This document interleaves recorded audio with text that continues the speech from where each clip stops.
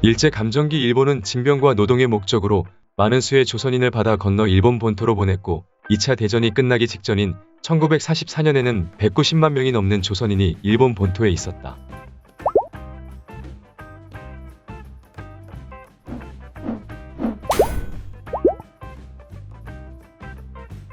일제강점기 한국과 일본에 있던 모든 조선인들은 일본 국적이었다. 1945년 해방과 동시에 일본의 주권이 연합국에게 넘어가면서 일본 국적이었던 조선인들은 모두 조선 국적을 회복한다. 해방 이후 한국은 남북으로 갈라지게 되면서 남쪽은 미군정의 관리를 받게 되고 일본도 미국이 주도하는 연합국 최고사령기관에서 관리를 하게 된다. 그런데 조선이라는 나라는 이미 사라졌고 아직 한국에는 정식으로 국가가 세워지지 않아서 많은 수의 조선인은 사라진 국가의 국민이었다.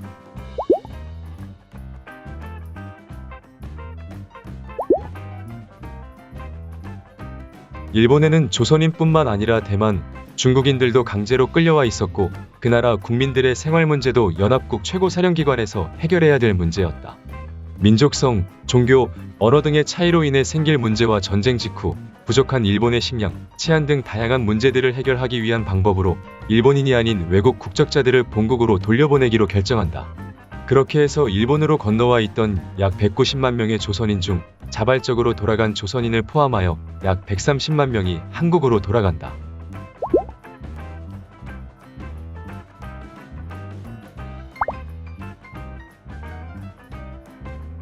연합국 최고사령기관은 1946년 2월 남아있는 조선인, 중국인, 대만인 등에게 본국으로 귀환 의사를 묻고 등록을 명령하면서 되도록 많은 수를 본국으로 돌려보내려 하였다.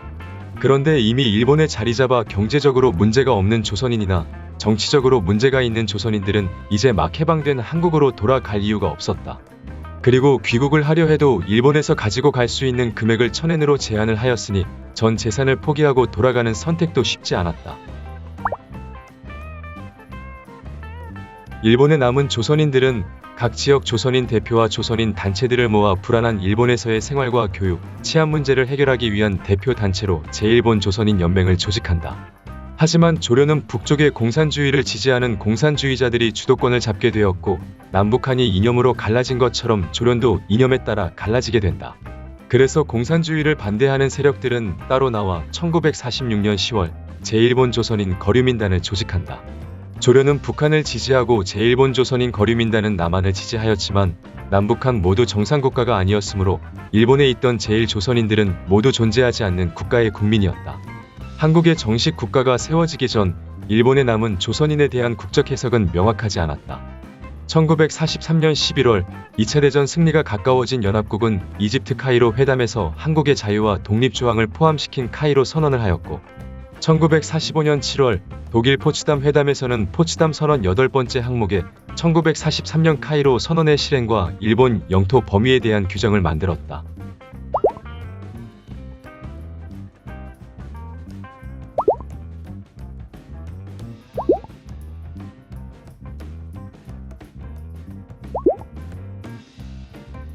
한국의 미군정은 카이로와 포츠담 선언을 근거로 한국은 일본으로부터 독립된 해방국이므로 제1조선인은 조선 국적이라고 말했다. 일본의 연합국 최고사령기관에서는 아직 평화조약협정이 완료되지 않아 완료 전까지 조선의 영토는 일본의 일부라고 해석하였다. 연합군 최고사령기관의 이런 해석으로 해방 이후에도 일본에 남아있던 조선인들은 일본 국적 보유자로 관리가 되었다.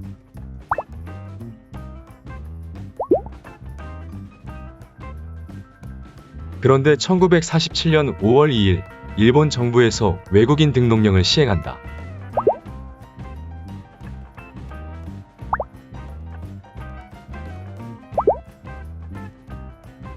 일본의 외국인 등록령은 제1조선인의 관리, 통제의 목적이 있었고 등록증명서를 발급해 항상 소지하게 하였다. 등록증을 소지하지 않거나 등록증 제시 의무를 위반할 경우 6개월 이상의 징역 또는 금고 등의 벌칙과 정기적인 등록증 교체 의무가 있었다. 일본에 남은 조선인들은 일본 국적이면서 외국인이기도 한 감시와 차별의 대상이 되었다. 1948년 8월 15일 남한의 대한민국 정부가 수립되고 9월 8일 남한 정부는 제1본 조선인 거류민단을 제1동포 공식단체로 인정하게 된다. 그리고 제1본 조선인 거류민단의 명칭도 제1본 대한민국 거류민단으로 변경한다. 그러나 공식 단체로 인정이 되었을 뿐 아무런 혜택은 없었다. 다음 날인 1948년 9월 9일, 북한은 조선민주주의인민공화국을 창건한다. 명확하게 정리되지 않은 제1조선인의 국적은 공산주의를 지지하는 제1조선인 연맹의 생활과 교육에도 지속적인 문제가 되었다.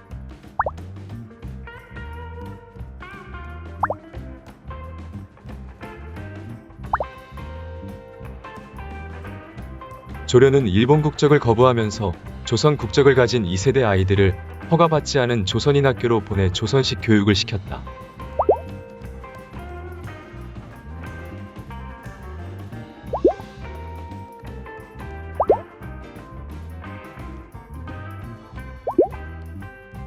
(1948년) 이후 연합국 최고사령기관과 일본 정부의 공산주의 탄압이 시작되면서 무허가 조선인 학교를 폐쇄하기로 한다.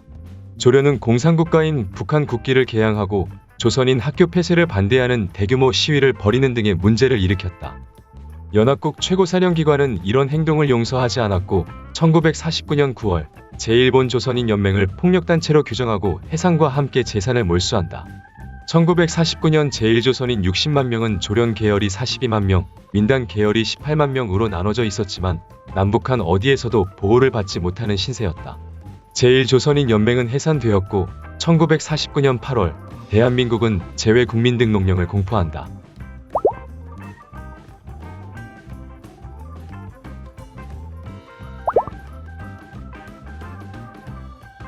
재외국민등록령으로 제1조선인들은 조선 국적에서 한국 국적으로 전환할 수 있는 기회가 생겼다.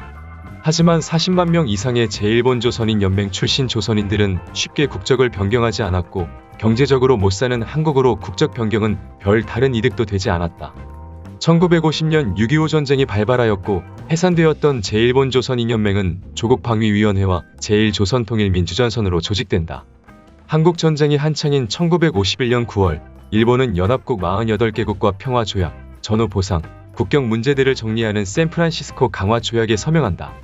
샌프란시스코 강화조약으로 일본은 연합국 최고사령기관이 관리하던 점령기간이 끝나면서 주권도 회복된다.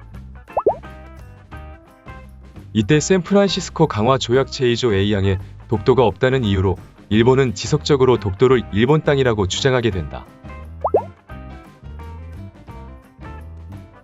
7개월 뒤 1952년 4월 샌프란시스코 강화조약이 시행되고 일본은 주권을 되찾게 되면서 연합국 최고사령기관에 의해서 제1조선인에게 부여되었던 일본 국적을 박탈한다.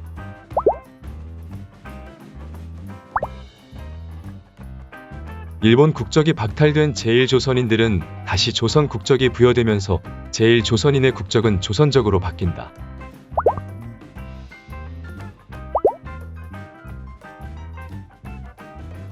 제1조선인은 외국인으로 분류되어 과거 외국인 등록령을 개정한 외국인 등록법과 출입국 관리령이 적용되는 감시와 관리의 대상이 되었다. 1953년 스탈린이 사망하고 소련의 새로운 지도자 후르쇼프가 등장하면서 6.25 전쟁은 정전 상태로 멈추게 되고 후르쇼프의 평화공존론이 공산 진영에 영향을 주게 된다. 평화공존론은 주변 정세에 영향을 주었고 1954년 8월 북한 외무상 남일은 일본 정부의 제1조선인에 대한 차별 정책에 항의한다.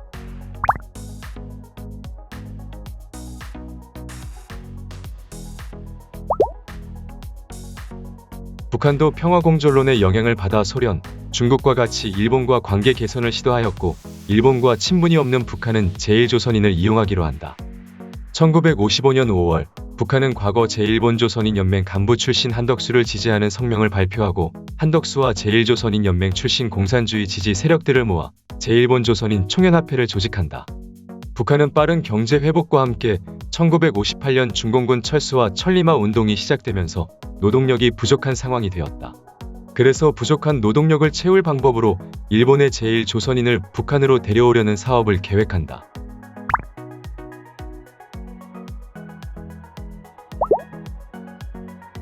일본에게 제1조선인은 불편한 조선 국적의 외국인이었고 이들로 인해 발생하는 사회적 비용은 일본 정부의 몫이고 일본 국민들의 세금이었다.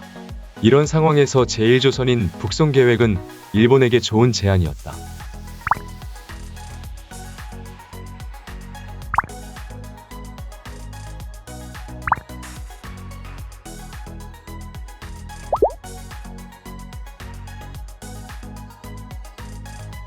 이렇게 양쪽에게 이익이 되는 북송 계획은 서로 합의를 하게 되고 북한의 지지를 받고 있는 조총련은 북한으로 송환할 제1조선인을 모집하였다. 조총련의 귀국 운동으로 약 14만 명의 제1조선인이 북한으로 귀국 신청을 한다. 1959년 1월 일본 정부는 제1조선인 북한 송환을 발표한다.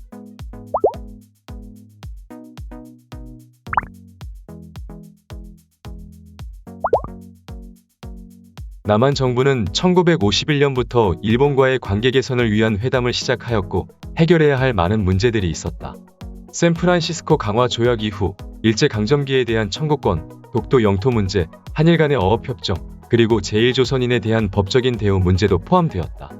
이런 문제들이 해결되고 일본과 협정을 맺고 나서야 제1조선인들을 외교적으로 보호를 할 수 있었고 그것도 1949년 8월 재외국민 등록령으로 대한민국 국적을 선택한 제1조선인들만 가능한 일이었다.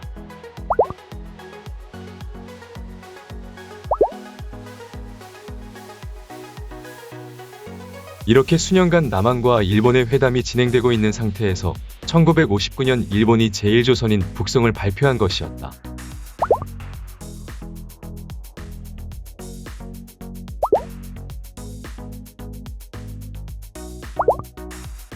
제1조선인 중 대한민국 국적을 선택하지 않은 제1조선인들의 북송을 딱히 막을 방법은 없었다. 미국의 원조에 의존해 돌아가는 남한의 경제 상황에서 막상 데려온다고 해도 생활 지원을 해주거나 일자리를 마련해 줄 수도 없는 상황이었다. 어떤 대책이 있다기보다는 남북한의 경쟁체제에서 외부적으로 북한이 더 앞서는 상황이 문제였다. 하지만 다른 한편으로 정부는 이 상황을 정치적으로 이용하기로 한다.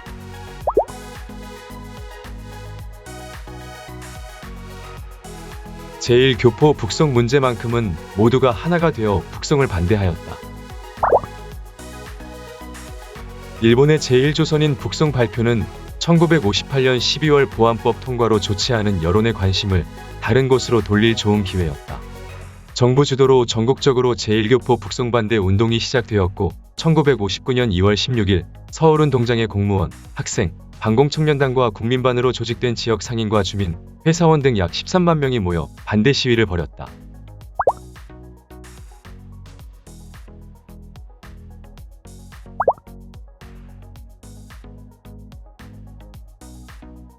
정부에 의해 동원된 전국적인 북송 반대 시위는 3월 달까지 지속되었다. 대통령 선거를 1년 남겨둔 시점에서 반공과 반일은 이승만 대통령과 자유당의 좋지 않은 여론을 다른 곳으로 돌릴 좋은 수단이 되었다.